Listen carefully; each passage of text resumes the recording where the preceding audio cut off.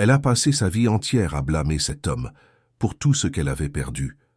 Mais quand il l'a touchée, le temps s'est arrêté et la colère s'est muée en chaleur. Dans son regard, il y avait plus de douleur que d'arrogance, plus de vérité que de mensonge. Si vous aimez les histoires d'amour et de romance, regardez jusqu'au bout, vous ne le regretterez pas. Abonnez-vous à cette chaîne et laissez un commentaire en nous disant d'où vous écoutez cette belle histoire. On continue. For 2 years, Camilla Hayes had been fueled by a single emotion, hatred. Not a blind hatred, but one meticulously polished, cultivated like a lens through which she viewed New York City and the man who had destroyed her world. The grey sky over Park Avenue seemed to reflect what she felt in her chest as she watched the imposing skyscraper of Sterling Environmental Technologies. 42 stories of glass and steel that gleamed like a monument to impunity. And at the top of that empire was him, Victor Sterling. Camilla adjusted her participant badge for the American Forum for Corporate Sustainability and took a deep breath. At 25, she worked as a researcher at Columbia University, where her late father had been a tenured professor in the Department of Environmental Sciences. Professor Hayes, as he was known in academic circles, had died 2 years earlier in an accident at the Hudson River Reservoir, where he was collecting samples for a dossier that threatened to expose the environmental crimes of major corporations. The packed auditorium at the Javits Convention Center buzzed with executives, environmentalists, and the press. Camilla sat in the last row, silent as a sentinel. In the pocket of her jeans, a flash drive held fragments of her father's unfinished work. On the stage screen, the green and blue logo of Sterling Environmental spun gently, while the master of ceremonies announced the event's main highlight. Ladies and gentlemen, it is with great honor that we welcome the man behind the Clean Bay Initiative, a finalist for this year's International Sustainable Technology Prize. Please welcome Victor Sterling. Applause reverberated through the auditorium as he appeared on stage, tall, impeccably dressed in a charcoal suit, with a tan typical of someone who frequents the beaches of the Hamptons. At 40, Victor exuded the magnetic confidence of men who have never heard the word no. His deep brown eyes conveyed a sharp intelligence that Camilla hated to admire. "Good afternoon, everyone," his deep voice filled the room. "We are at a crucial moment for the future of the Chesapeake Bay. Our project is not just about cleaning polluted waters, but about restoring dignity to the people of Baltimore.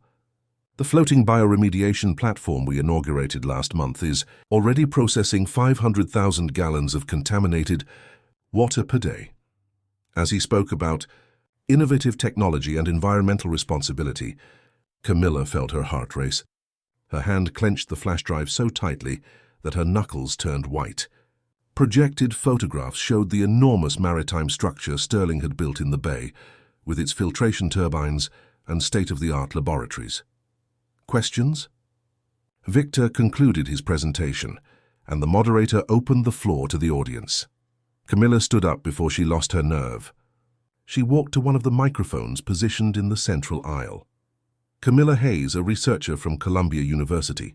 She identified herself, her voice steadier than she expected. "Mr. Sterling, you mentioned that your systems are 100% safe for the local marine fauna. But the preliminary environmental impact reports show inconsistencies regarding the effect of the microturbines on the mangrove ecosystems." Victor smiled, that rehearsed smile of someone who expected attacks. "Ms. Hayes, all our studies have been approved by the EPA and reviewed by independent experts. The turbines operate at frequencies that do not interfere with marine life. Interestingly," Camilla continued, "the same was said about the industrial filters at the Seaside Heights plant, which ended up releasing heavy metals into the New Jersey coast 3 years ago, a plant that belonged to a subsidiary of your company, and whose technical reports were, let's say, adjusted." A murmur spread through the auditorium. Victor frowned, studying her more closely. "I don't recall your face among our environmental consultants, Ms. Hayes." "I'm not a consultant. I am Charles Hayes's daughter." The name fell like a stone in the auditorium. Some journalists immediately started typing on their phones. Everyone in the environmental field knew Professor Hayes and his tragic end, and the conspiracy theories that surrounded it. Victor didn't look away, but something in his posture shifted. her subtle, almost imperceptible tension. "I'm sorry for your loss. Your father was a brilliant scientist." "Who died investigating toxic spills linked to your company," Camilla completed, feeling the audience's stares and the flash of cameras. "I'm here to ask how long you think you can cover up the true impacts of the Clean Bay project, just as you did in Seaside Heights." The moderator tried to intervene, but Victor raised a hand, silencing him. He stepped down from the stage with measured steps and walked toward her. Camilla felt an involuntary shiver run up her spine, but held her ground. He stopped a few feet away, close enough for her to notice the subtle scent of his expensive cologne. "Ms. Hayes, I respect your grief and understand your suspicion, but making accusations without proof will help neither your father's memory nor the environment he loved so much." "I have evidence," she said, low enough for only him to hear. Something flashed in Victor's eyes, interest. Irritation or fear she couldn't decipher. "In that case," he replied in the same tone, "I propose something more productive than a public confrontation.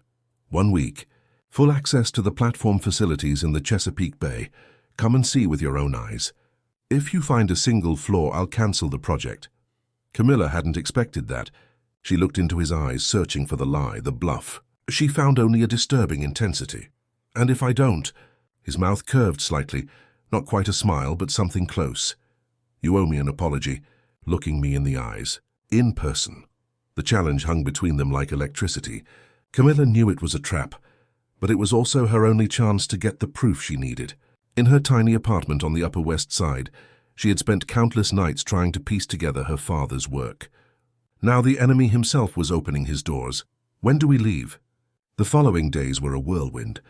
Her doctoral advisor, Professor Denise Shaw, tried to dissuade her. "You're walking into the lion's den, Camilla.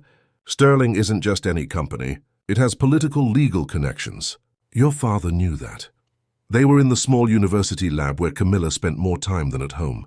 On the walls, photographs of scientific expeditions along American rivers, many with her father smiling, tanned alive.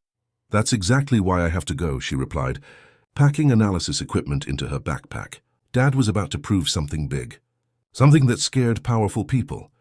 Denise sighed, adjusting the glasses on her face, marked by decades of fieldwork. "Charles was my friend for 20 years. He wouldn't want you to risk yourself like this. He also wouldn't want his work to die with him." Camilla zipped up her backpack with a sharp movement. "I'm just going to observe, collect data.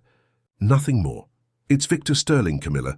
No one comes away from an encounter with him unscathed." On the morning of her departure, Camilla was waiting at Baltimore Washington International Airport when a man in a suit approached her. "Ms. Hayes, I'm Paul, Mr. Sterling's assistant. The helicopter is ready." The flight from New York to Baltimore had been short, but long enough for her to mentally review her plan. Now facing the black helicopter with the Sterling logo, the reality of her mission hit her. She was really doing this, voluntarily entering the territory of the man she held responsible for her father's death. The aircraft's interior was luxurious, with leather seats and wood paneling. Paul offered her water and coffee, which she declined. She preferred to stay alert, watching the bay approach through the window. The platform appeared on the horizon, an impressive structure that seemed to float on the sea like an artificial island. From a distance it might even look beautiful, if not for what it represented to her. Corporate hypocrisy turned into a monument. The helicopter landed smoothly on the helipad, marked with a large blue S. When the doors opened, the humid, salty Baltimore air flooded the cabin. Paul guided her through a covered walkway to a glass elevator. "Mr. Sterling asked me to take you directly to the main lab. He'll meet you there." The elevator descended instead of rising, revealing that much of the structure was below the waterline. Through the transparent walls, Camilla saw levels of laboratories, offices, and what looked like enormous filtration tanks. The doors opened into a large, well-lit space with state-of-the-art scientific equipment. Screens displayed water quality graphs and mappings of the bay. Technicians in white lab coats worked in silence, some looking up curiously as she passed. "Impressive, isn't it?" The voice came from behind her.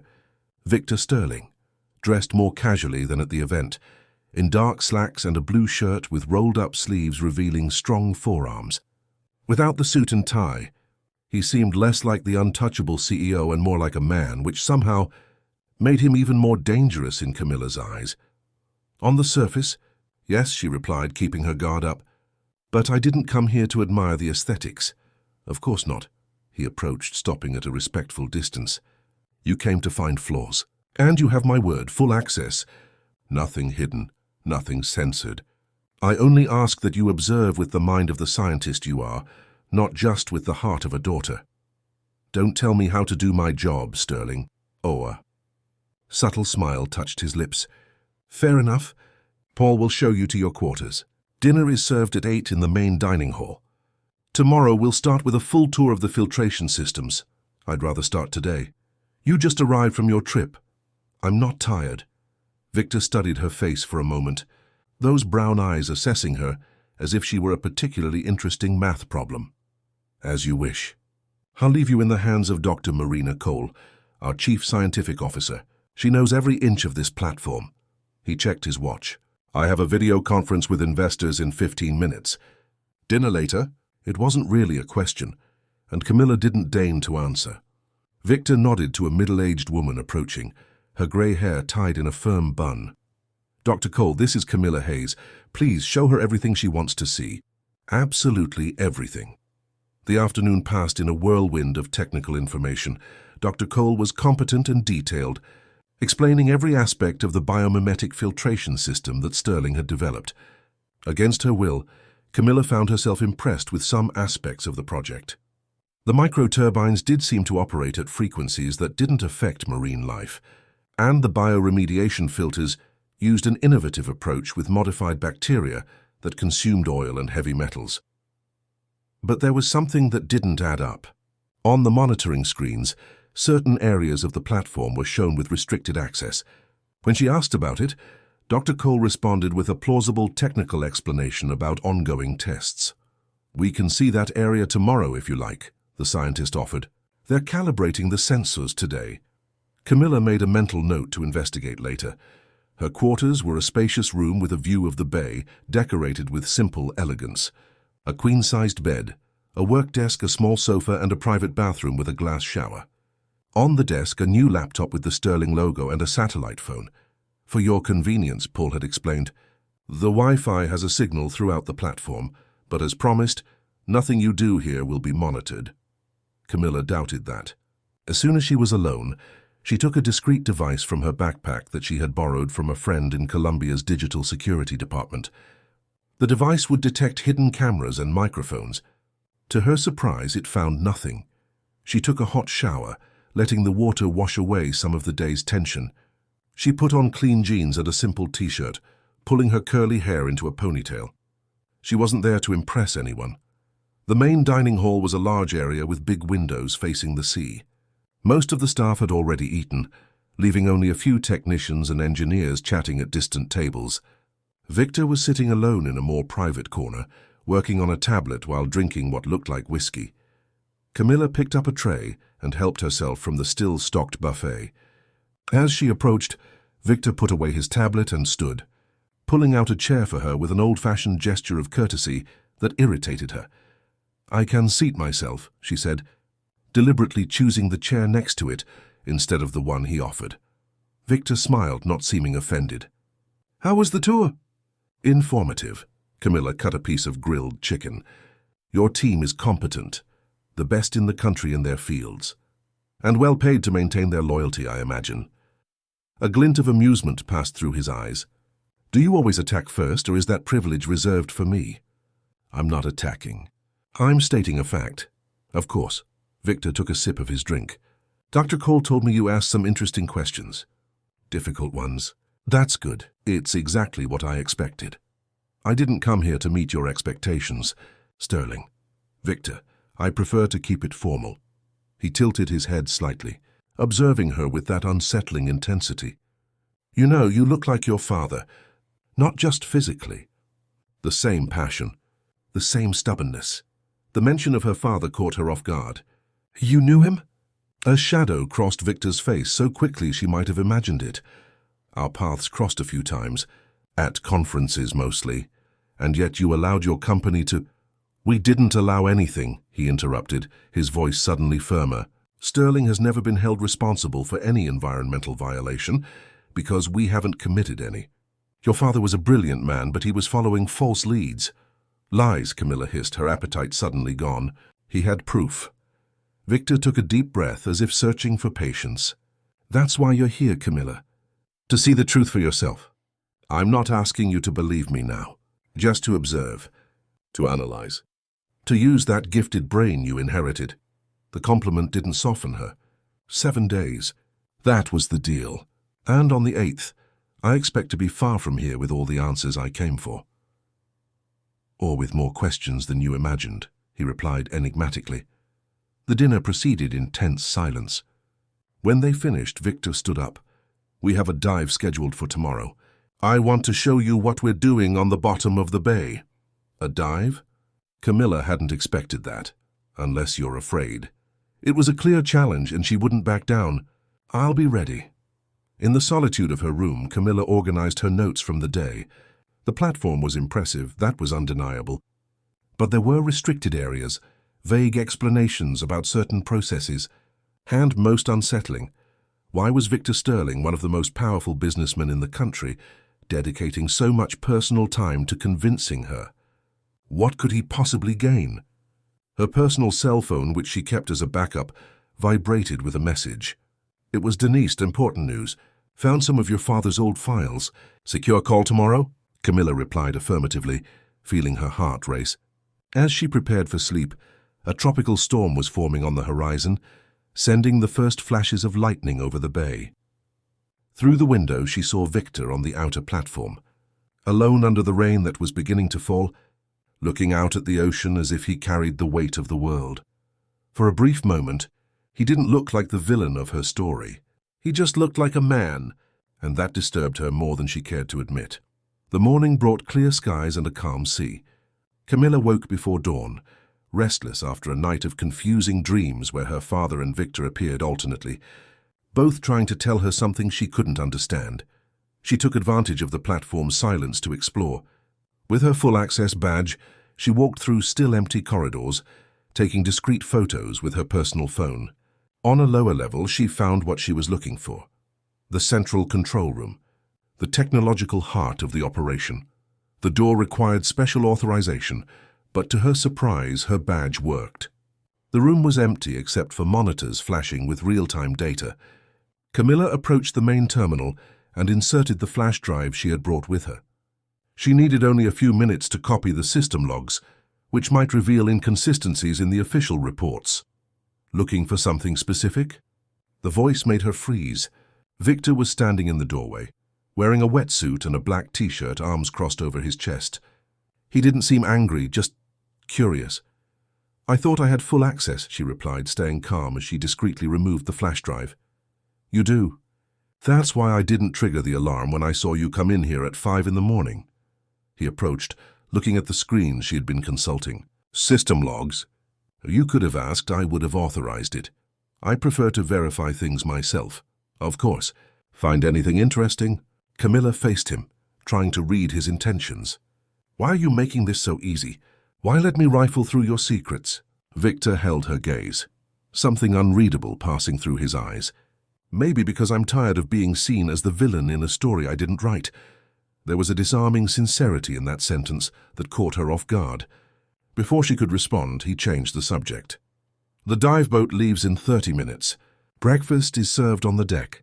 He turned to leave, but paused at the door. By the way, if you want the complete logs, ask Dr. Cole. She has authorization to provide any data you request.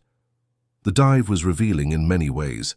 Equipped with a professional suit and gear, Camilla descended alongside Victor and 2 marine biologists from the team.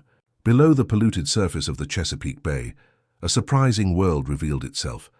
Not just the underwater filtration technology, but visible signs of ecosystem recovery. This is unbelievable, she said when they surfaced. After nearly an hour exploring the artificial reef Sterling had installed, the oxygen levels are much higher than I expected for this area. Victor helped her onto the boat, his strong hands briefly holding hers. It's just the beginning. In 5 years, we plan to restore 30% of the bay's original biodiversity. On deck, As they dried off and the equipment was stowed, Camilla couldn't deny what she had seen. The technology worked. It was actually cleaning the bay, not just window dressing the problem as she had initially suspected. "Why Sterling?" she asked suddenly. "A company of your size could profit much more from petrochemicals mining. Why invest so much in environmental restoration?" Victor was silent for a moment, looking at the horizon where the distant Baltimore skyline rose above the city. "I wasn't always the CEO. Camilla. Before taking over the family company, I spent 2 years as a volunteer marine biologist in Costa Rica. I saw what we were doing to the oceans. When my father died and the presidency fell into my lap, I decided we could be different." "Companies don't have a conscience," she retorted. "They have balance sheets." "People have a conscience," Victor replied, "and people run companies." Back on the platform, Camilla found a private moment to call Denise, using the satellite phone in her room, which she hoped was truly secure. "I found something in your father's old files," the professor said without preamble. "Letters between him and the former CEO of Sterling, Frederick Sterling." "Victor's father?" Camilla felt a chill. "Exactly. They weren't just acquaintances, Camilla. They were friends. They collaborated on conservation projects in the early 2000s before an abrupt falling out." "What kind of falling out?" "I'm not sure." The letters stop suddenly. "The last one is from Frederick, mentioning something about lines that cannot be crossed and choices we will have to live with." Camilla's mind was spinning. Her father and the Sterling patriarch friends? Why had he never mentioned it? "There's more," Denise continued, her voice now lower. "I found references to a project called Project Poseidon. It seems it was a joint initiative between your father and Frederick, but it was abruptly cancelled when Victor took over the company after his father's death. What was this project?" "Cancelled, I don't know. But whatever it was important enough for your father to continue investigating secretly, even years later." The conversation left Camilla uneasy. There was more to this story than she had originally imagined. It wasn't just about a polluting company and a scientist determined to expose it. There were personal connections, a shared history, maybe even betrayal. That evening she found Victor in the main lab, bent over water samples under an advanced microscope. Without a lab coat or formal suit, just jeans and a white shirt with rolled-up sleeves, he looked more like a researcher than a billionaire CEO. "What is Project Poseidon?" she asked without preamble. Victor froze momentarily, then slowly straightened, turning to face her with a guarded expression. "Where did you hear that name?" "My father was investigating it before he died." A deep sigh escaped Victor. He indicated a stool next to his. "Sit down, Camilla. This is a conversation that should have happened a long time ago." For the first time since arriving on the platform, Camilla saw the powerful CEO's facade crack, revealing something more vulnerable underneath. And despite all her carefully cultivated hatred, she found herself inexplicably drawn to that opening, to the mystery that was about to unfold. Project Poseidon wasn't just a project. Victor began, his voice softer than usual. It was a vision. "My father and Charles Hayes, your father, believed they could revolutionize the way we treat our oceans. The night wore on as the truth slowly began to reveal itself. The floating platform swayed gently with the movement of the waves as Victor told the story Camilla had never imagined existed. In the nearly empty lab at that late hour, only the bluish light of the monitors illuminated his face, creating shadows that highlighted the strong angles of his jaw. Project Poseidon was conceived 15 years ago, when the pollution in the Chesapeake Bay was already considered irreversible. Victor spoke with a restrained intensity, his eyes fixed on some distant point. "Your father developed a revolutionary bioremediation method, using modified microorganisms that could literally eat pollutants without affecting the native fauna." Camilla listened in silence, absorbing every word, every inflection in Victor's voice. "My father was fascinated by the research. Sterling at the time was still primarily a real estate development company, but he dreamed of diversifying into green technologies. They formed a partnership, Charles's science, Frederick's capital. But something went wrong," Camilla murmured, connecting the dots. Victor nodded, running a hand through his hair in a gesture of weariness that humanized the untouchable CEO. 3 years of research, promising tests, patents in the works, And then came the pressure. The Sterling board, led by my uncle Edward, the current vice president, considered the project too risky, too expensive, too green for a company that made millions building luxury condos in conservation areas. Your father gave in. A bitter smile crossed Victor's face. No, Frederick Sterling was stubborn. He insisted on the project, even diverted corporate funds to keep the research going when the board cut the official funding. Camilla felt a lump form in her throat. And then my father died in a car crash on the New Jersey Turnpike. A year later, yours disappeared at the reservoir. The silence that followed was heavy, laden with implications neither of them dared to name directly. Camilla felt her world spin. The narrative she had cultivated for 2 years, Victor as the villain, her father as the martyr, was disintegrating before her eyes. "Do you think they were murdered?" she finally asked, her voice barely a whisper. Victor stood up, walking over to the window that overlooked the dark sea. "I have no concrete proof, only coincidences too powerful to ignore." He turned to face her. "When I took over as president after my father's death, I found Project Poseidon completely dismantled. Files deleted, samples destroyed. Your father had disappeared from the corporate radar. He refused my calls, ignored my emails. I thought he blamed me somehow. He never mentioned you," Camilla reflected. "He only spoke of Sterling as an entity because he didn't trust me. He thought I had caved to the board's pressure, betrayed his and my father's vision." Victor sighed. "And maybe initially he was right. I was 30. I had just inherited a billion-dollar corporation, and I was surrounded by advisors who painted Project Poseidon as the impractical dream of 2 idealists." Camilla felt anger rising again. But it was different now, no longer focused solely on Victor, but on an entire system that destroyed dreams and lives in the name of profit. "Why are you telling me this now? Why did you bring me here?" Victor came closer, sitting down beside her again, close enough that she could feel the warmth radiating from his body. "Because the current project in the Chesapeake Bay isn't just a green marketing initiative, Camilla. It's Project Poseidon Reborn. It took me 10 years to gather enough power within the company, to push out corrupt board members, to resume your father's and my father's research." His eyes shone with a fierce intensity. "I am finishing what they started." Camilla's heart was pounding. She wanted to believe him, but years of mistrust couldn't dissolve in one night.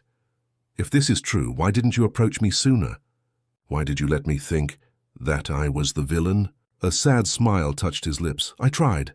3 times I sent emissaries to speak with you. 3 times I was rebuffed. You had your truth constructed, your crusade. And I thought maybe it was for the best, that your anger would keep your father's memory alive, while I worked behind the scenes to realize his dream." Camilla stood up abruptly, needing space to process it all. "I need to see proof, documents, not just pretty words." "Tomorrow," Victor promised. "I'll show you everything I have." She nodded stiffly and walked to the door but paused before leaving. "Who else knows about this?" "Only my inner circle, Dr. Cole, Paul, and now you."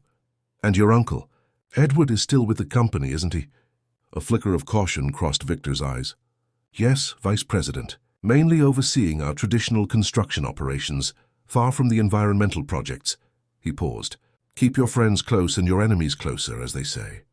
Camilla absorbed the information and left without another word. In her room, she spent hours mentally replaying everything she had heard, everything she had believed for years. The weight of the possibility that she had directed her hatred at the wrong person was suffocating. She slept fitfully and woke at dawn to the sound of a helicopter.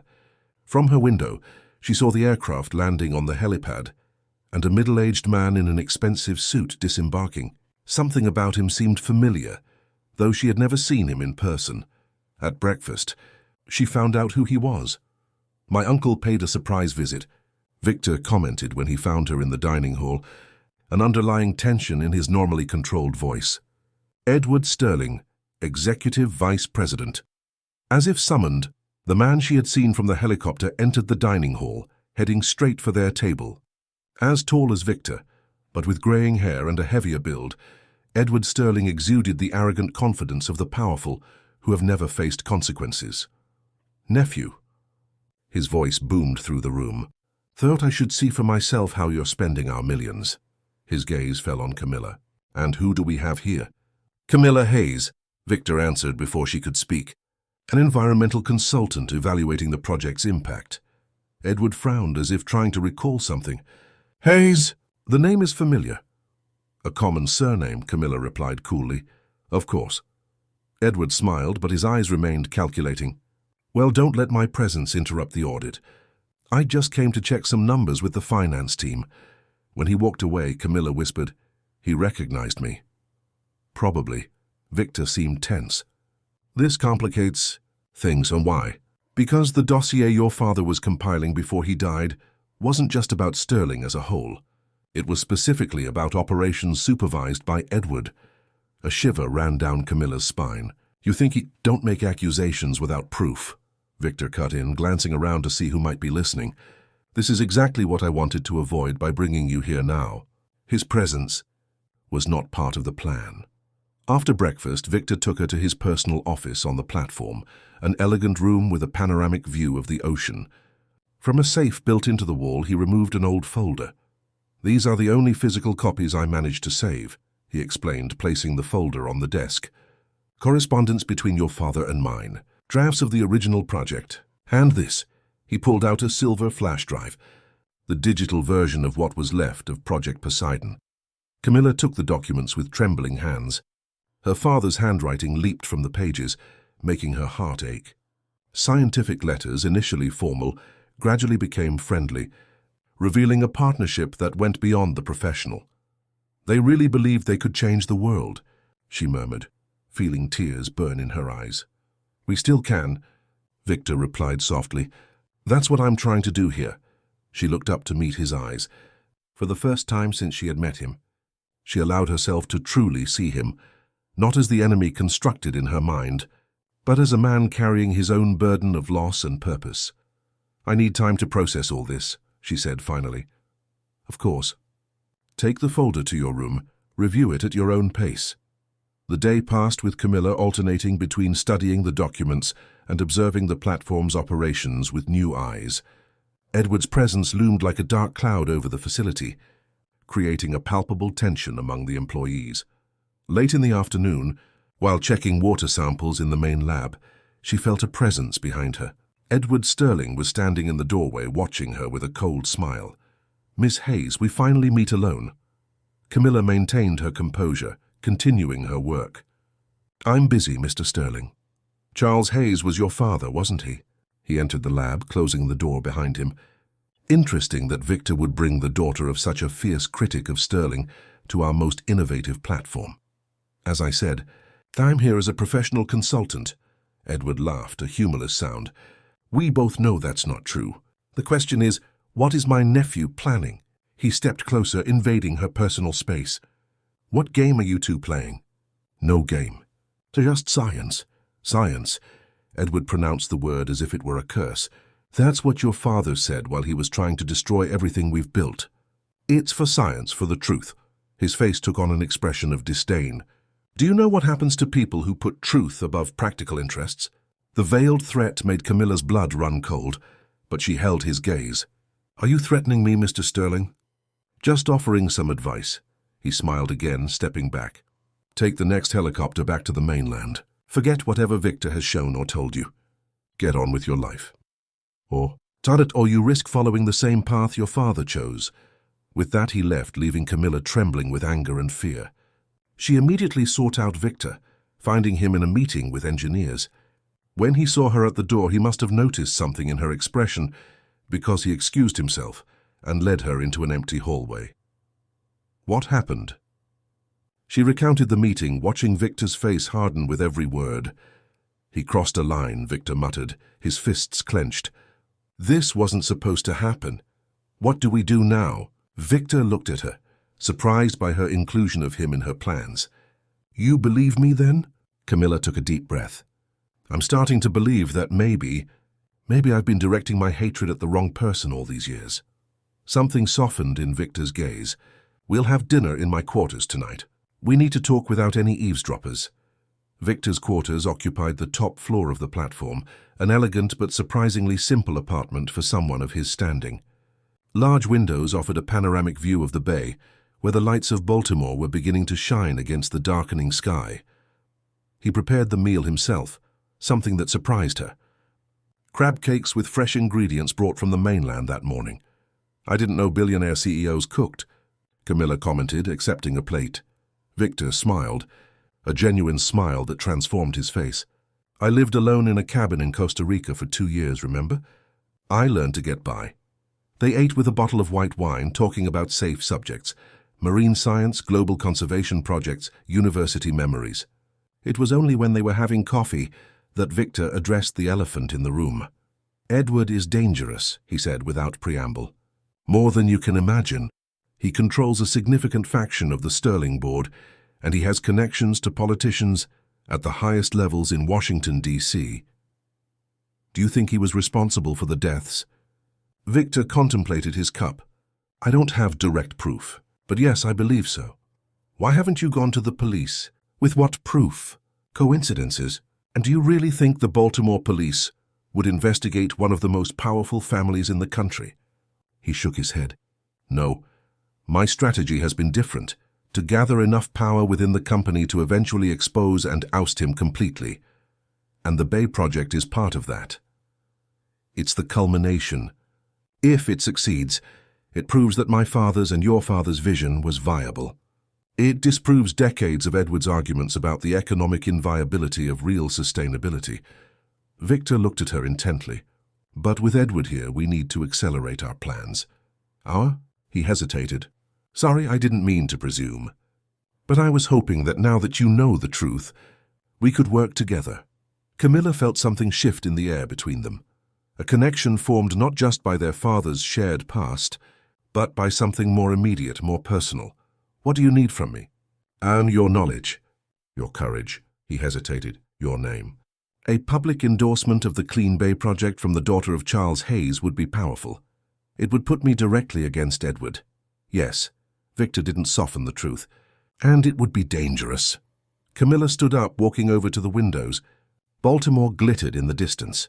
Millions of lives going on, oblivious to the power games that affected their destinies. Why do you care so much, Victor? Really?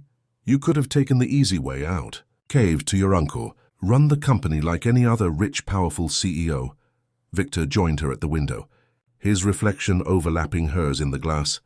Because I promised my father on his deathbed that I wouldn't let the truth die with him. His voice was low, intense. And because every time I see the ocean, I remember what he and your father were fighting for. It's not just about business, Camilla.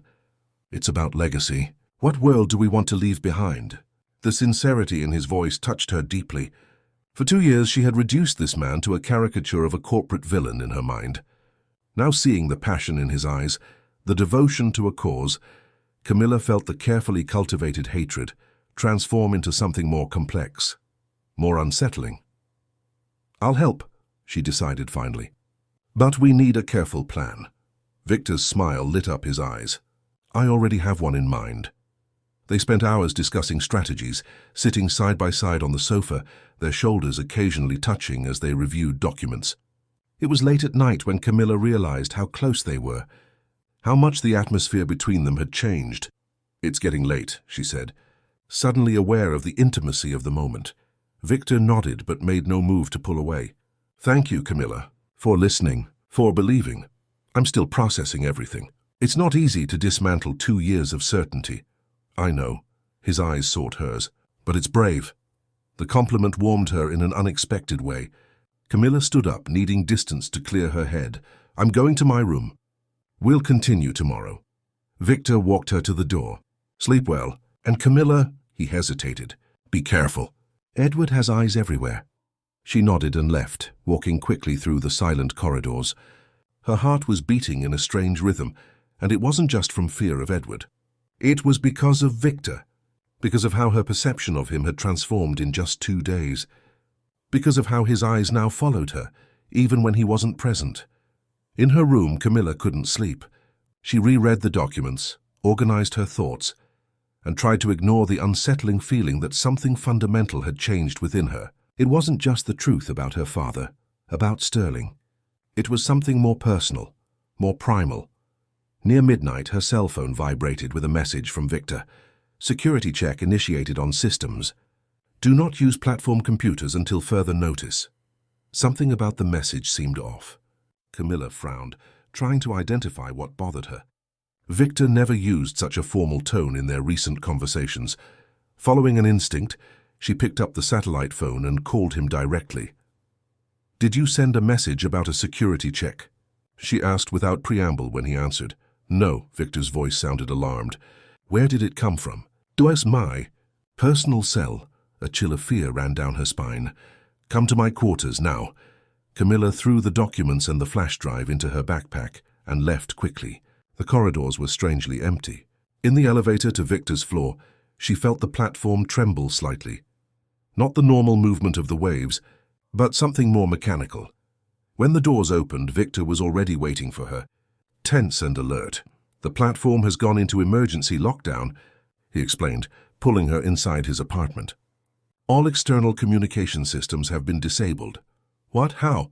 "Emergency containment protocol, supposedly for leaks or accidents. It can only be activated by 2 people on the platform." His eyes met hers. "Me and Edward. And it wasn't you."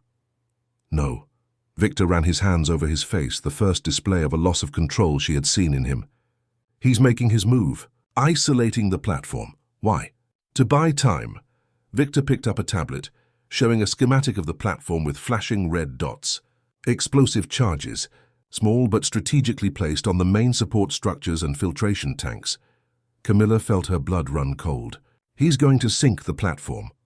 And with it, all the evidence of the project, all your father's work." "My father's entire legacy." Victor looked at her with fierce intensity. "And us, if he can. We need to evacuate. Alert the staff." The emergency protocols have already triggered alerts in the living quarters. "Most of the team is heading to the lifeboats." He picked up a radio. "Paul, status report." "Evacuation in progress, sir," came the crackling reply. 2 boats already launched.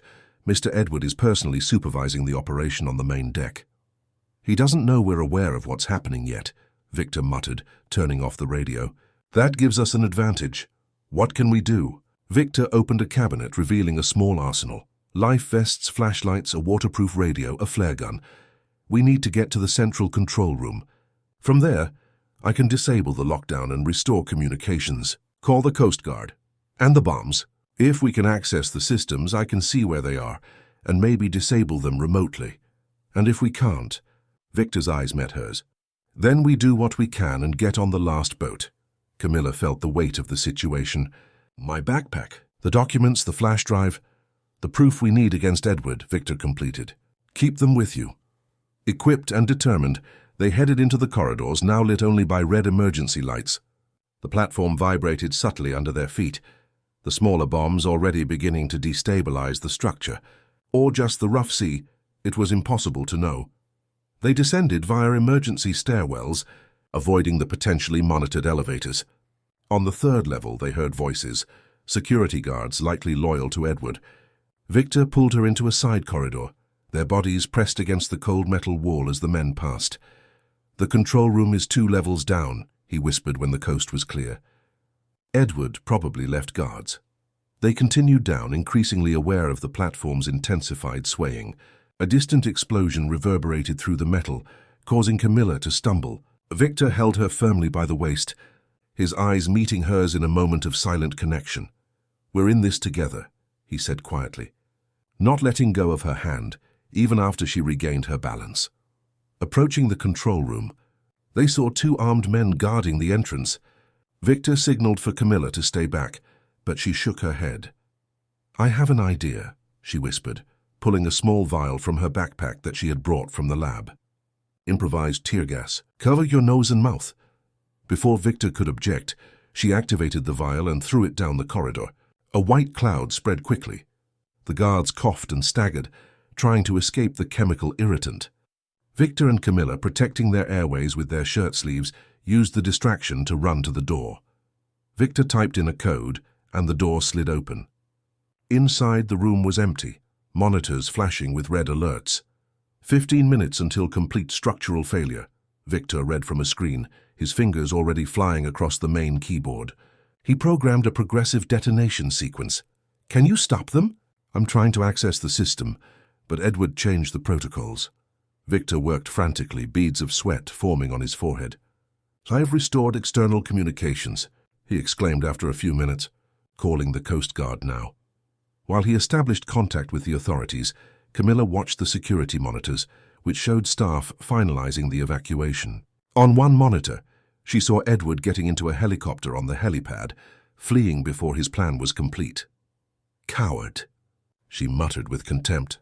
"Camilla, look at this," Victor called, pointing to a screen showing the platform's schematic.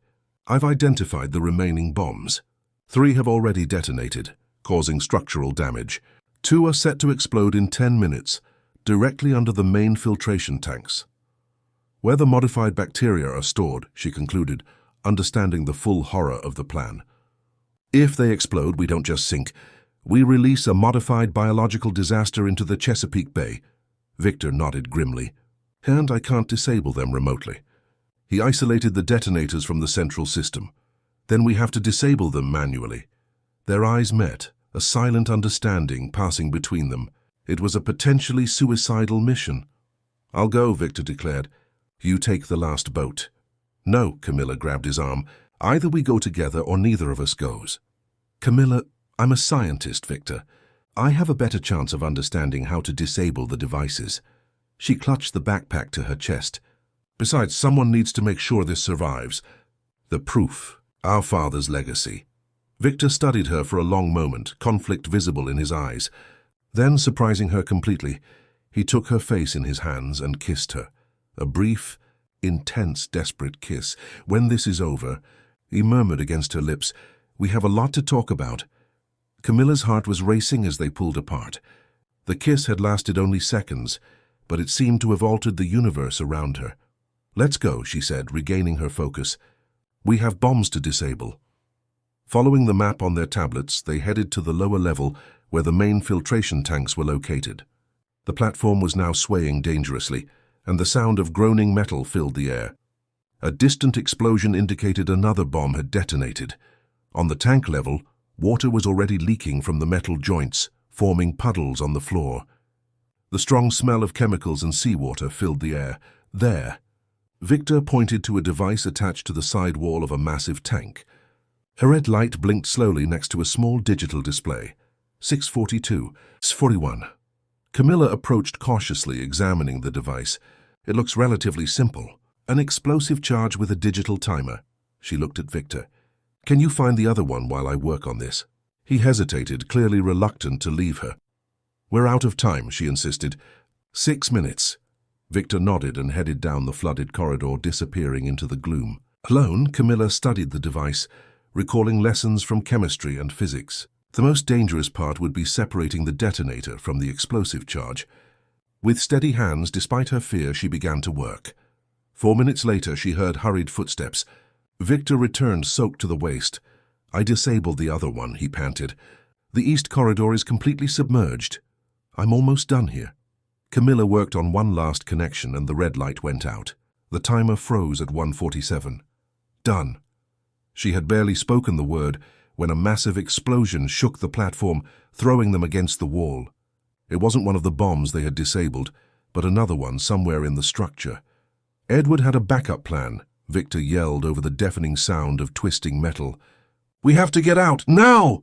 They ran through corridors that were rapidly filling with water, climbing to the upper levels. The entire platform groaned, tilting dangerously to one side. "The last boat should be on the east emergency deck," Victor shouted, pulling her by the hand.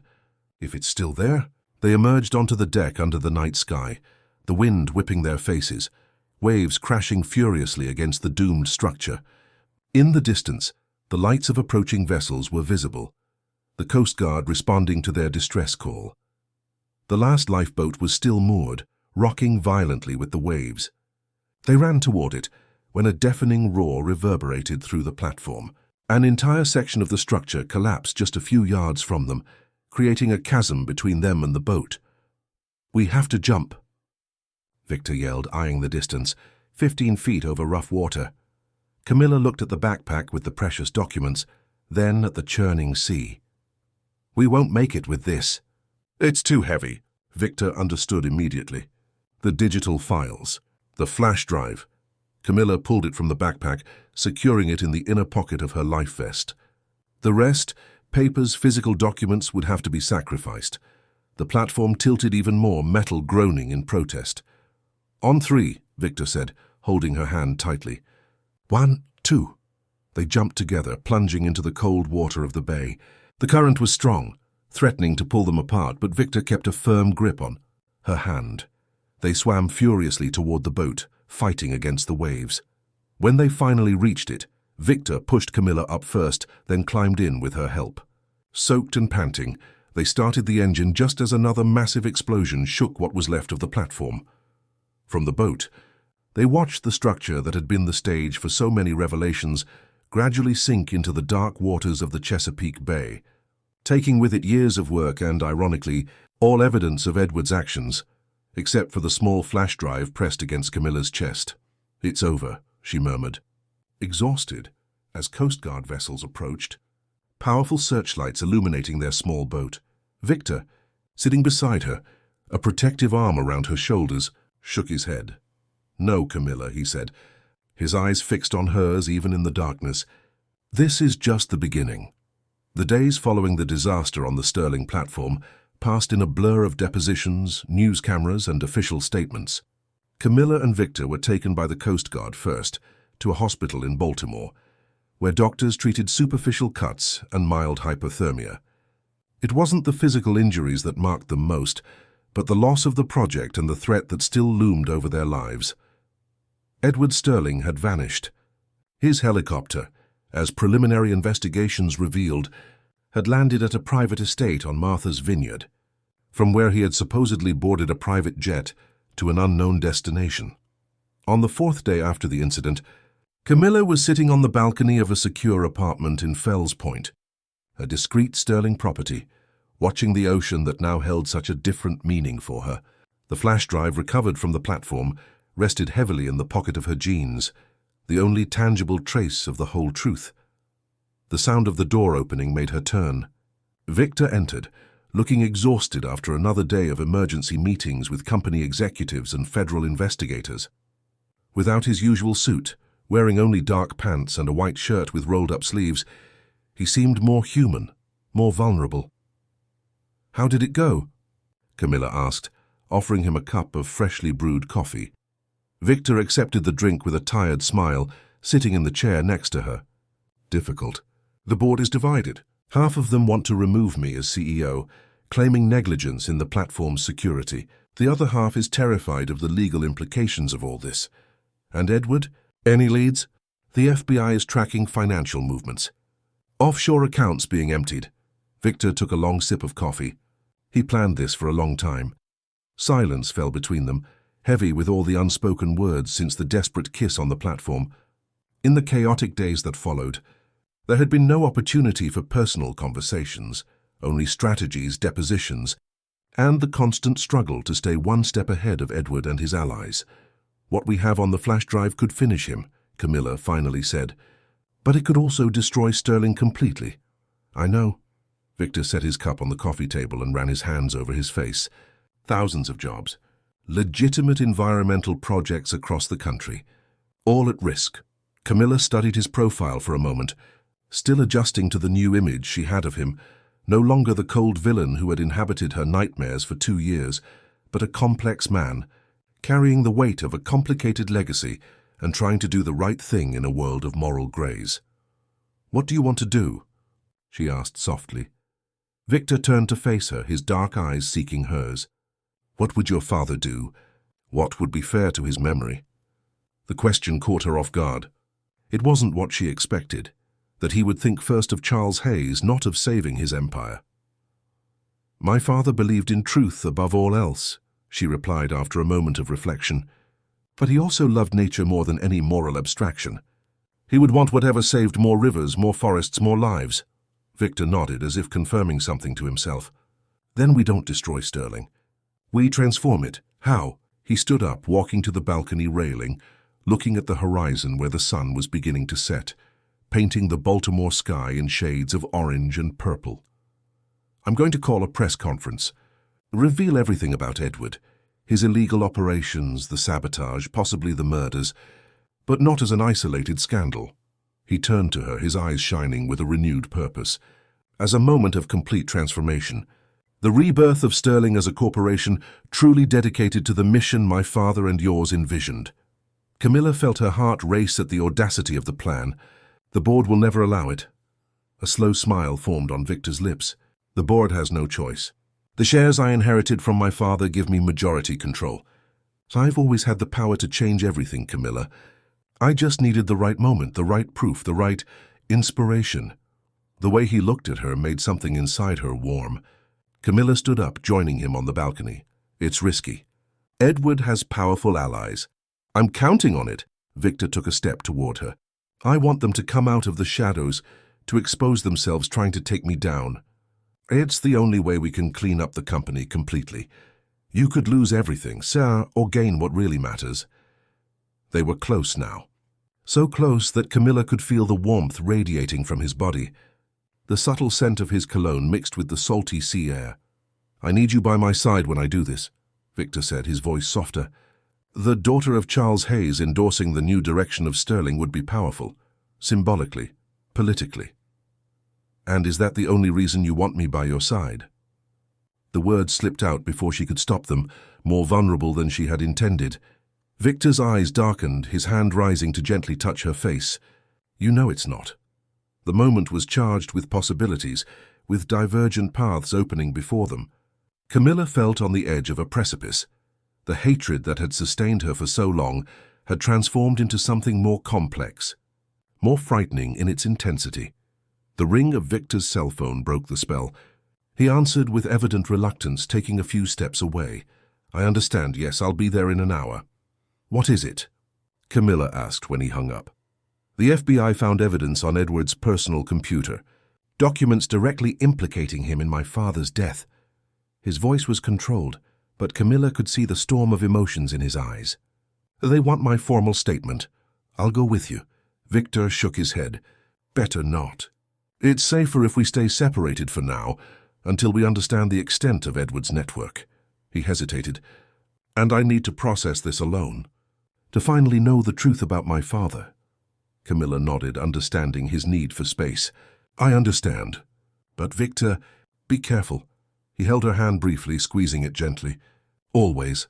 After Victor left, Camilla spent hours working through the contents of the flash drive, organizing the information into a coherent report that could be used both legally and in their communication strategy. The work kept her busy, pushing away thoughts of the danger that still surrounded them, and of the almost intimate moment interrupted on the balcony. It was nearly midnight when her cell phone rang. An unknown number. Hello?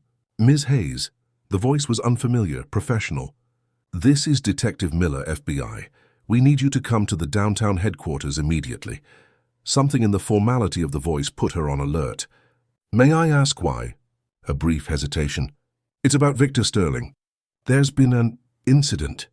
Camilla's world stopped. What kind of incident? Is he okay? I'd rather not discuss it over the phone. Her car will be there in 20 minutes to pick you up.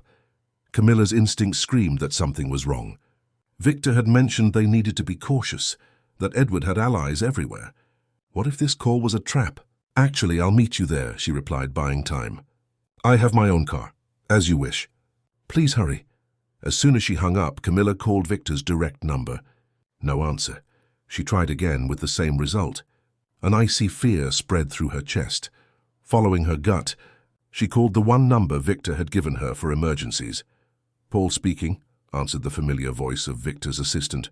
Paul, it's Camilla. Has something happened to Victor? I just got a strange call from the FBI. A tense silence. Where are you now? At the apartment in Fells Point. Get out of there, immediately. The urgency in his voice confirmed her worst fears. Victor is fine, he's with me. But they tried to ambush him after his deposition. Their car followed him, they shot at him, he managed to escape. My God, Camilla felt her blood run cold. And the call I got? It wasn't the FBI. Detective Miller is with us now, coordinating protection. Edward has people infiltrated in various institutions. Where should I go? There's a safe house in Federal Hill. Write down the address. Don't use your cell phone after this call, it might be tracked. Camilla quickly jotted down the instructions, hung up, and rushed to pack the essentials. The flash drive with the evidence was the first item she secured, followed by personal documents and a few changes of clothes. She left through the back of the building, just as a black car pulled up out front. It wasn't the FBI, she was sure of it.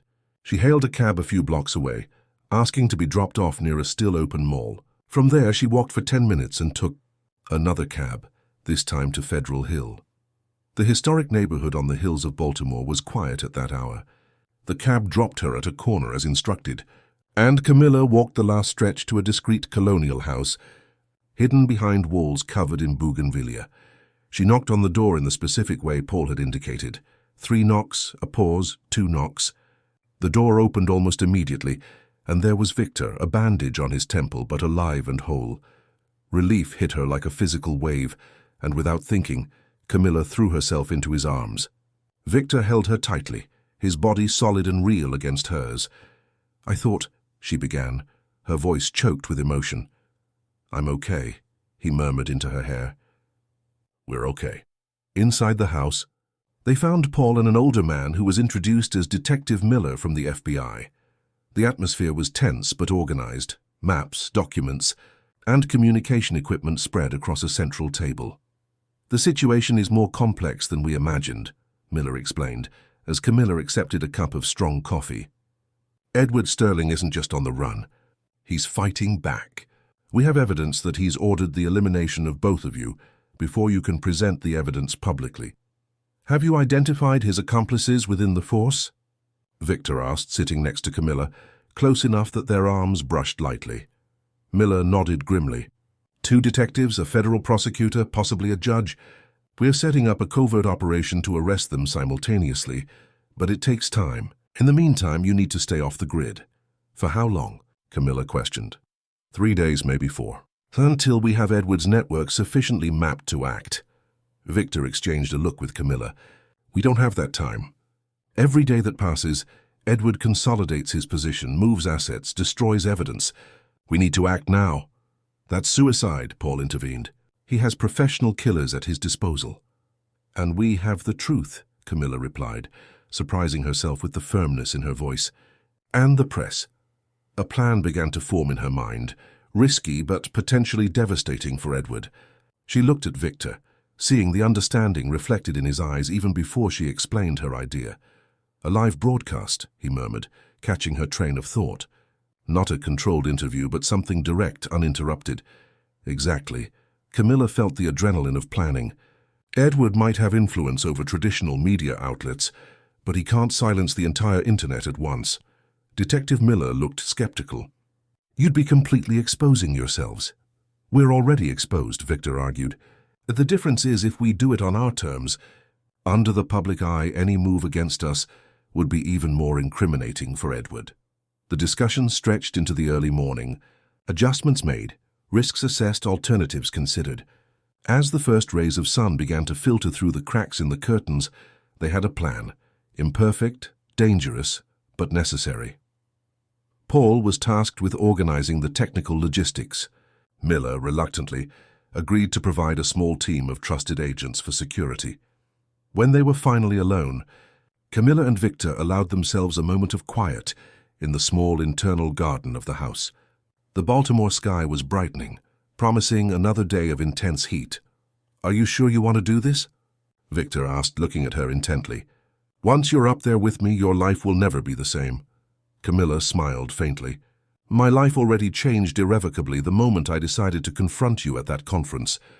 If you could go back—" "I wouldn't," she interrupted. "Despite everything, despite the danger, I don't regret anything that brought us here." Victor took her hands, his gaze so intense it seemed to burn. "When this is all over, Camilla, if we survive—" "When we survive," she corrected softly. A smile touched his lips. "When we survive, I want to talk about us. About what started on that platform." Camilla's heart sped up. "Is there something to say that you can't say now?" Victor drew closer, one hand rising to touch her face with reverence. "I have everything to say, but I want to do it when there isn't a sword hanging over our heads. When we can truly choose freely." The word echoed in her memory, freely, like the night he could have taken her at the height of her emotional confusion, but pulled back, respecting her vulnerability. Camilla rose onto her tiptoes and touched her lips to his, not a desperate kiss like on the platform, but something gentle, a promise. "Then we'll survive," she whispered against his mouth, "and we'll talk." The following hours were a whirlwind of preparations. The plan was risky in its simplicity.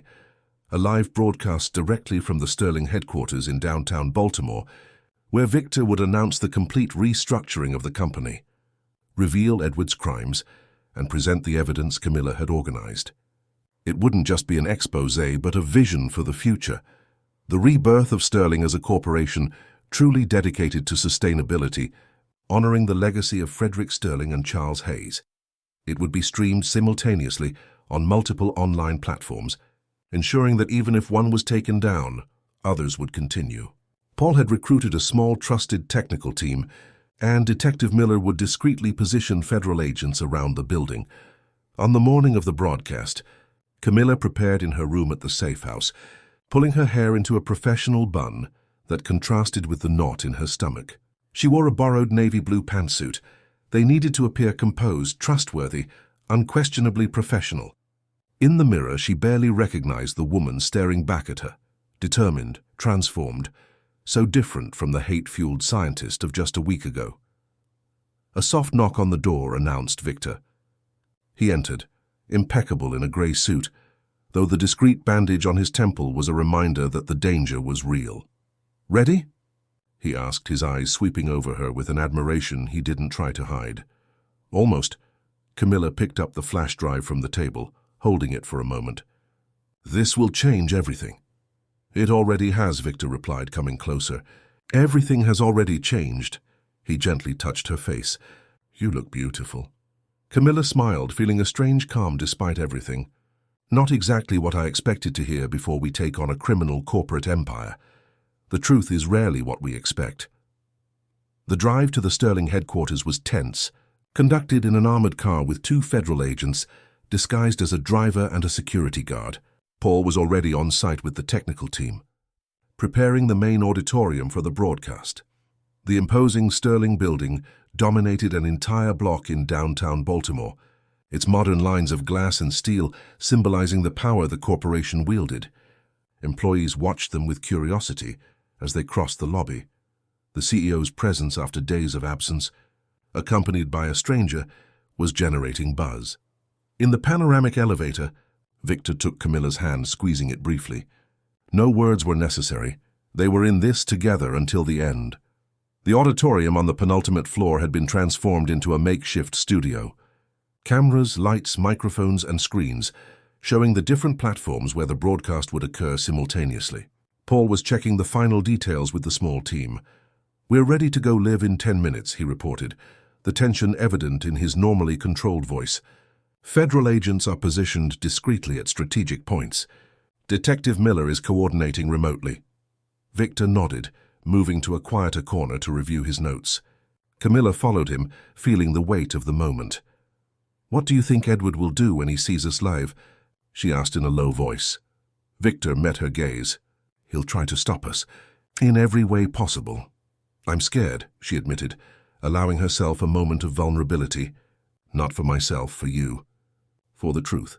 Victor touched her arm gently. "Fear is natural. It shows we understand what's at stake." 5 minutes, Paul called, interrupting the moment. They took their positions behind the central table, side by side, discreet microphones adjusted, the main light revealing every detail of their faces to the cameras. On the screen in front of them, they could see the image that would be broadcast, the Sterling logo in the background, the 2 of them as figures of authority about to reveal an explosive truth. 30 seconds. Camilla took a deep breath, calming her racing heart. Victor adjusted his tie, his face taking on the look of serene determination she had come to admire. 10, 9, 8. Under the table, Victor found Camilla's hand, giving it a brief squeeze, a gesture hidden from the cameras just for them. 3, 2, 1. "We're live." "Good morning, America," Victor began, his voice firm and resonant. "I am Victor Sterling, CEO of Sterling Environmental Technologies. Beside me is Dr. Camilla Hayes, an environmental scientist from Columbia University. What we will share with you today will forever change the history of Sterling, and we hope, the future of corporate responsibility in our country. Camilla watched him speak with admiration.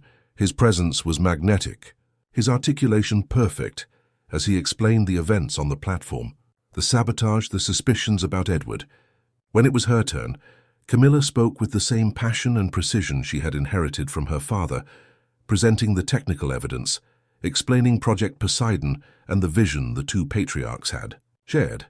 "This is not just a corporate scandal," she concluded her initial part. "It is a betrayal of a dream, of a possible future for our oceans, for our coastal cities, for the next generations," Victor resumed, announcing the complete restructuring of Sterling, the redirection of billions in investments toward green technologies, the creation of an independent oversight board. From this day forward, Sterling will no longer be just the name of a family or a corporation. It will be a symbol of redemption, of how it's possible to transform economic power into regenerative power. As they spoke, the number of viewers grew exponentially across the platforms, tens of thousands, hundreds of thousands. Hashtags exploded on Twitter. Breaking news headlines appeared on news portals. It was then that Paul made a discreet gesture to the security guards at the door. Something was happening. Camilla felt the tension rise, but continued presenting technical data as planned, while Victor maintained his unshakable posture. The broadcast was halfway through when the auditorium doors burst open. Federal agents entered, followed by Detective Miller himself. "Keep going," he murmured to the technical team as he approached Victor and Camilla. "Ms. Hayes, Mr. Sterling, I apologize for the interruption, but it's important, you know. Edward Sterling has just been detained trying to board a private jet at JFK. We are carrying out simultaneous arrests of his accomplices across the country." The news hit Camilla like a physical wave of relief. Victor maintained his composure, but she saw the emotion flash across his eyes for a moment. Nodding to Miller, they both returned to the broadcast with renewed energy. "We have just been informed," Victor said to the cameras, "that justice has already begun to take its course. But our commitment goes beyond punishing those responsible. It's about rebuilding, about honoring the work and vision of Charles Hayes and Frederick Sterling." The next 2 hours were intense. Questions flooded in through social media. Journalists swarmed the building's entrance. Sterling's stock plummeted, and then began to recover as the market digested the nature of the transformation. When they finally ended the broadcast, Camilla felt simultaneously exhausted and electrified. They had done it. The truth was out, irrevocably for the entire world to see. "We'll need you for formal depositions," Detective Miller informed them as the technical team dismantled the equipment. "But not today. Edward is already in custody, and the initial searches of his properties have turned up more evidence than we expected." "Including about the deaths?" Victor asked, the tension clear in his voice. Miller nodded gravely. "Documents, payments to intermediaries. I can't go into detail right now, but—" His voice softened. "You will have answers. Your fathers will have justice." The hours that followed were a whirlwind. Sterling executives demanded emergency meetings. The press clamored for exclusive interviews. Social media exploded with reactions. In the midst of the chaos, Victor made a surprising decision. He delegated everything to Paul and the legal team for 24 hours. "We need space," he declared simply, "to process, to plan the next step." They left the Sterling building through a service exit, avoiding the crowd of reporters at the main entrance. The armored car was waiting, but instead of returning to the safe house in Federal Hill, Victor gave the driver a different address. "Where are we going?" Camilla asked, exhausted but curious. Victor smiled, the first genuinely relaxed smile she had seen in days. "A place where we can really talk, without interruptions." The car drove down the scenic route along the Chesapeake Bay, heading toward an exclusive area on Gibson Island. It finally stopped before a discreet gate set amidst lush vegetation. Beyond the gate, a private road wound up the hillside to a contemporary house with clean lines, almost invisible from the road, integrated with the surrounding nature. Large windows offered panoramic views of the ocean, and a wooden deck extended over the preserved native vegetation. "My personal home," Victor explained as the car stopped. "Very few people know it exists." The interior was surprisingly understated for someone of his wealth, elegant but not ostentatious, with pieces of American design and national contemporary art on the walls. Sustainable woods, natural stone, and wide-open spaces that framed the breathtaking view predominated. "It's unexpected," Camilla commented, taking in the details that revealed more about the man Victor truly was. A bookshelf filled with books on oceanography, marine conservation, philosophy. Photographs from Costa Rica. An old photo on the dining table, Frederick and Charles, much younger, smiling side by side on a research boat. Camilla stopped in front of the photo, touching it gently. "You've had this all this time." It was my father's, the only photo of them together that survived Edward's purge. Victor came to stand beside her, looking at the image with her. Two visionaries. Two stubborn men. A sad smile touched his lips. "Like us." Camilla felt tears burn in her eyes. 2 years of grief, of anger, of singular purpose had culminated in this moment of catharsis. The truth about her father finally emerging, not as a revelation of corruption as Edward had tried to imply, but as a confirmation of his integrity and vision. Victor touched her shoulder gently. "Come, you need to rest." He led her to one of the guest rooms, spacious, airy, with a view of the sea and the green mountainside. Simple but comfortable clothes were folded on the bed. "Paul sent some things for you. There are toiletries in the bathroom." Victor hesitated at the door. "Rest. When you're ready, I'll be on the deck." Alone, Camilla finally allowed herself to process the magnitude of the events. She took a long shower, letting the hot water wash away the accumulated tension. The clothes, light cotton pants and a blue tunic, fit perfectly. Paul was as efficient as ever. When she stepped out onto the deck, the sun was setting over the ocean, painting the sky in dramatic shades of orange and red. Victor was there, also in more casual clothes, contemplating the horizon with a glass of wine. Hearing her footsteps, he turned, and something in his gaze made Camilla's heart race. "Feeling better?" he asked, offering her a glass of wine. "Lighter," she replied, accepting the drink and sitting in the lounge chair next to him. "Like a huge weight has been lifted. I know the feeling." Victor watched the ocean for a moment. "I spent 10 years carrying the burden of my father's legacy, trying to honor him while navigating the murky waters Edward created. Today, I finally feel like I can breathe." Camilla studied his profile, seeing no longer the powerful CEO, no longer the imagined enemy, but just a man, complex, imperfect, extraordinary in his determination. "You said you wanted to talk about us," she said softly. When there was no longer a sword over our heads, Victor turned to her, his eyes reflecting the fire of the sunset. "Yes, though it still feels surreal to talk about something so personal after everything. And yet here we are." He smiled, a smile that reached his eyes. "Here we are. Against all odds." He set his glass aside, facing her directly. "Camilla, I know it's soon. That we met under extraordinary circumstances.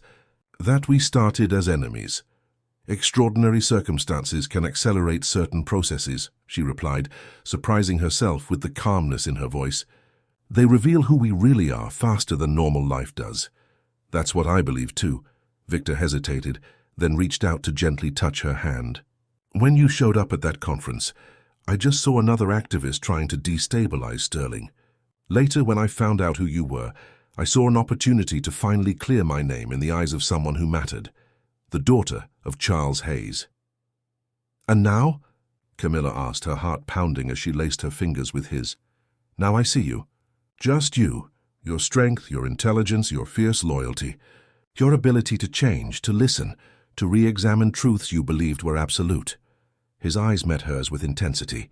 "And it makes me want something I've never allowed myself to want before." "What?" "A future that isn't defined solely by the past. By legacies, missions, revenge." He moved closer, one hand rising to cup her face. "A future that includes something personal, something of our own." Camilla's heart felt ready to burst. 2 years of carefully cultivated hatred had transformed, in just 1 week, into something so different, so much more powerful and frightening. A week ago, "I hated you," she whispered, leaning toward him. "Or I thought I did."